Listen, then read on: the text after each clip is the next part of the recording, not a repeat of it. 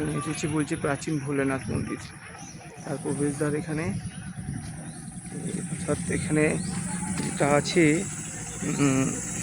যখন রাস ভোলানাথ আমাদের ভোলে বাবার ইচ্ছে হয়েছিল রাসে প্রবেশ করবে। এবারে রাসে প্রবেশ করার ক্ষেত্রে কি হয়েছে, যে তাকে তো পুরুষ হিসাবে ঢুকতে দেওয়া হবে না, তখন ললিতাজি ছিল গেটে। এবার রাধারানী একমাত্র ললিতাজিকেই বিশ্বাস করতো, ঠিক আছে, যে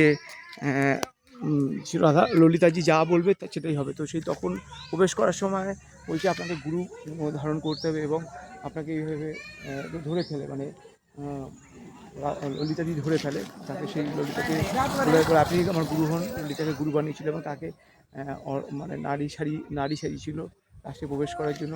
সেই ললিতা কুণ্ড এবং ভোলেনাথের মন্দির পাশাপাশি সেই রয়েছে, আমরা একটু আগে দর্শন করলাম। যেটা এই হচ্ছে আমরা ললিতা মন্দির উঠলাম, ললিতা পাশেই এই সেই ললিতা কুণ্ড। এটা হচ্ছে ললিতা মন্দির পাশেই ললিতা কুণ্ড। অপূর্ব লীলা দেখুন, অপূর্ব দিব্যভূমি দর্শন করুন আপনারা সবাই। ভক্তরা রয়েছে এখানে।